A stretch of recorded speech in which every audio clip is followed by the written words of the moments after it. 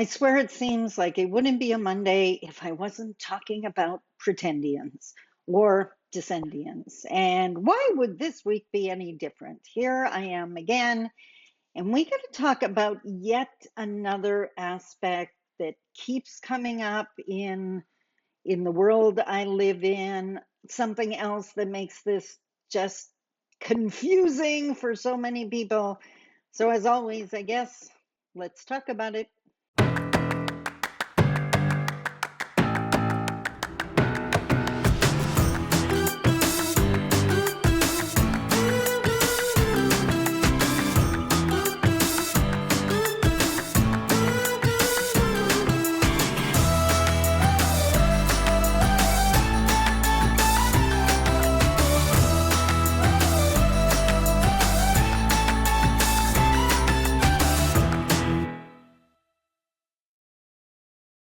Bonjour.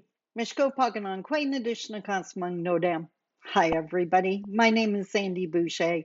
I'm Red Thunderbolt Woman of the Loon Clan, a proud member of Seine River First Nation in Treaty 3 territory in Northern Ontario, Canada. And if this is your first time on my channel, thank you so much for checking this out. I know you're here because I said the word Pretendians. It's on the minds of so many people, it's in their discussions. And for non Indigenous corporations and business owners, it's rapidly becoming one of their biggest fears. They do not want to accidentally hire a Pretendian.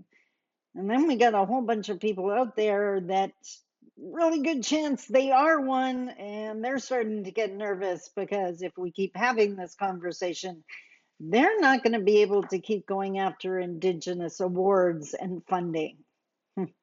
I'm hoping that they realize that maybe they shouldn't do that before they become the next Buffy St. Marie.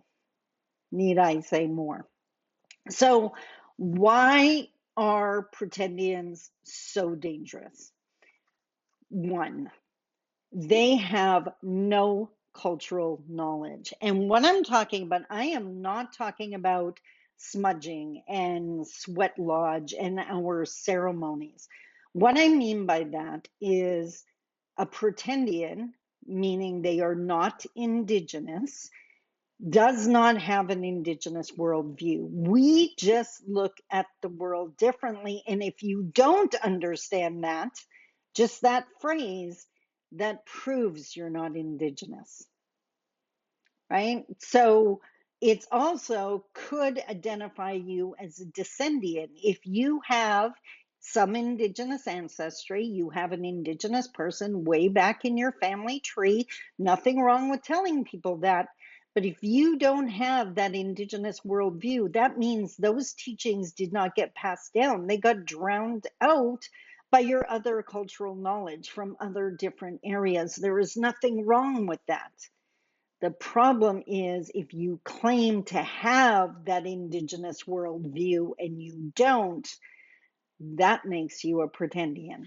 So often corporations, universities, hospitals, they're looking for someone to help them engage with Indigenous people.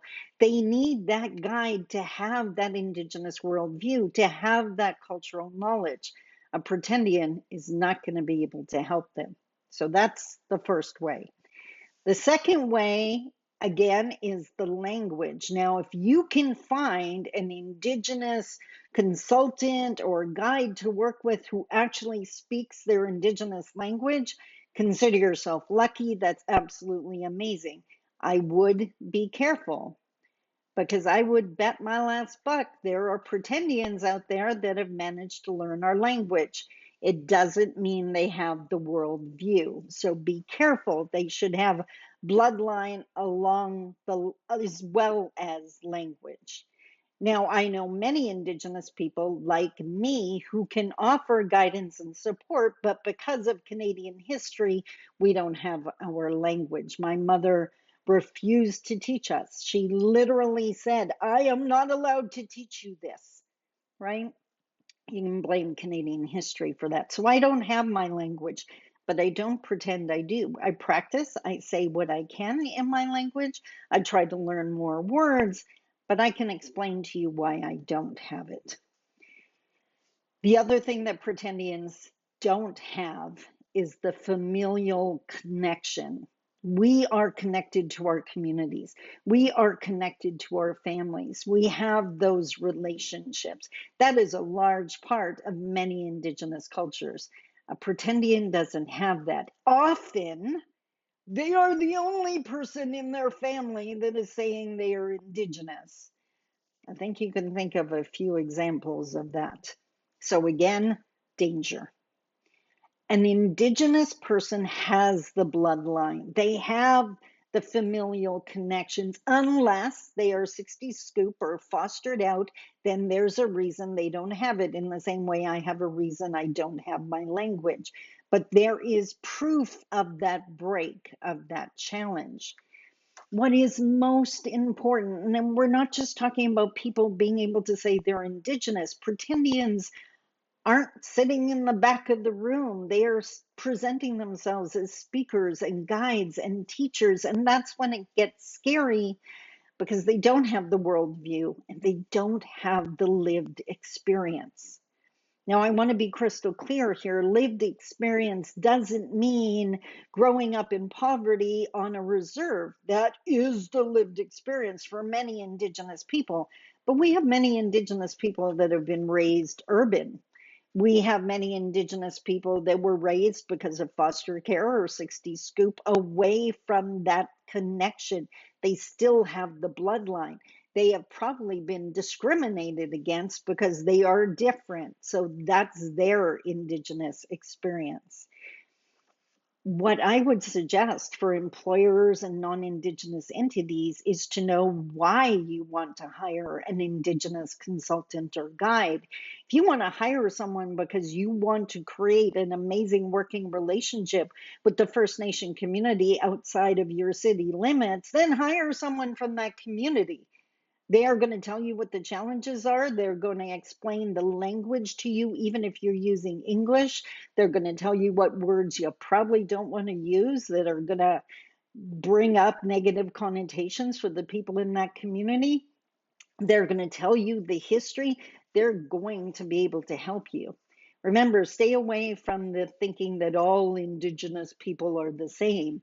Nothing drives me nuts more than when a local initiative hires an Indigenous guide from another province. All of the Indigenous nations are so different. The First Nation communities themselves are different. So know what you're trying to achieve so you can hire the right person. Now, I promised you there's a whole new level, a whole new challenge to this Pretendian identification thing. And honestly, if someone had told me this would happen, I would have said, "No, that's never gonna be the case." So wrong, so wrong. Non-Indigenous people are now carrying Indigenous spirit names.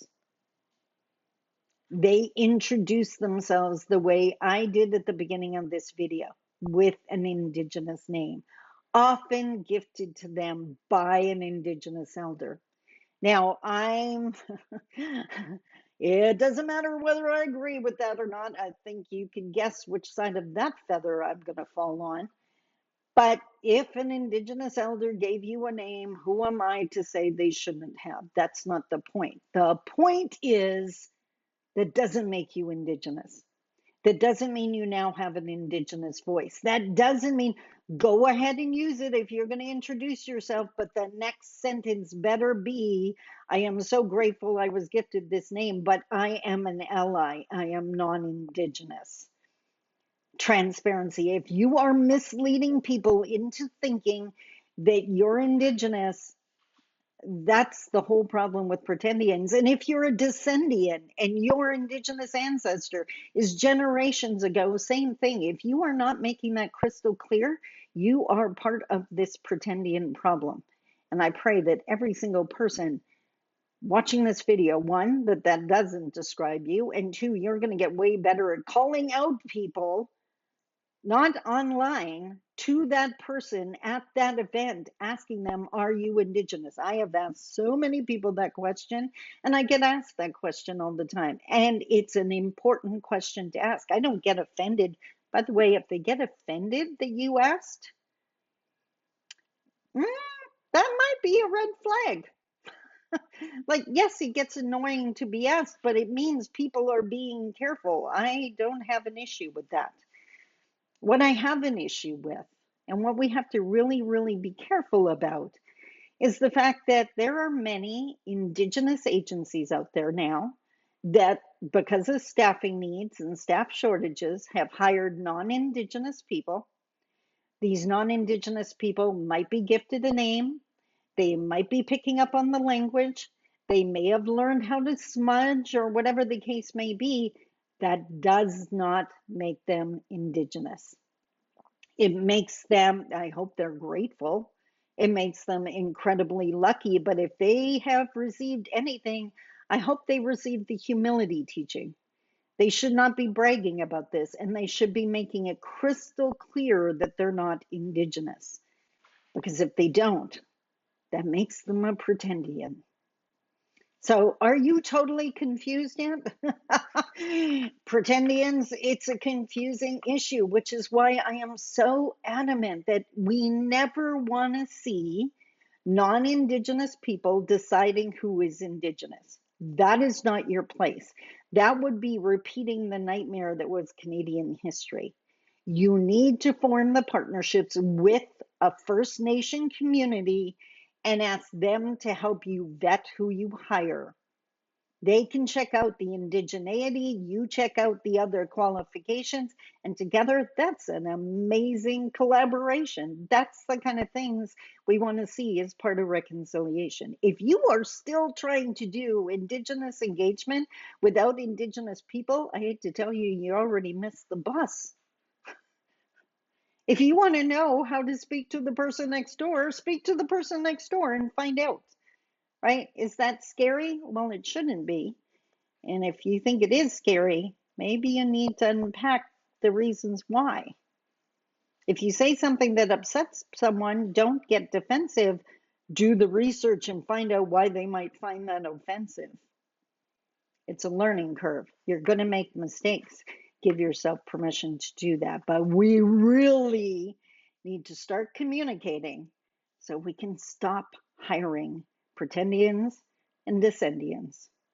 I hope that made sense. If you're not sure on the definition of those words, I definitely have other videos. You can check them out on my channel. I hope you stick around. I hope you choose to subscribe because we have so many things to talk about. This is a Monday. The week has just started. I'm thrilled that you're here. I love you, and I will see you tomorrow. Take care. Bye-bye.